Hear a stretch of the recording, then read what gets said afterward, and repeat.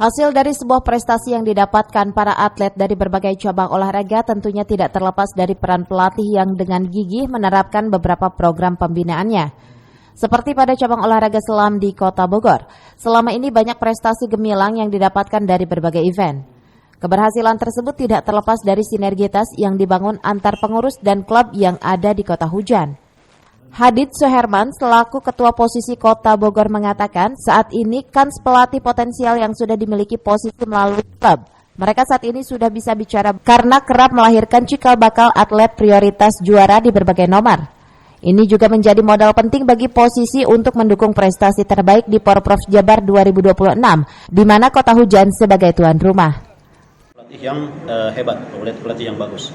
Sudah melahirkan atlet binaan sendiri dan bisa berbicara di Porprov, bahkan bisa berbicara masuk sebagai tim di PON, terutama kemarin saat 2016 ya, PON 2016, 2021 juga kemarin sebetulnya kita ada masuk satu atlet, hanya ada hal-hal yang memang harus kita sepakati. Insya Allah ke depan di PON 2026 Aceh, 2024 ya. 2024 Aceh mudah-mudahan kita ada atlet yang bisa memperkuat Jawa Barat untuk di PON 2020. Dari Kota Bogor, Cepi Suryadi melaporkan.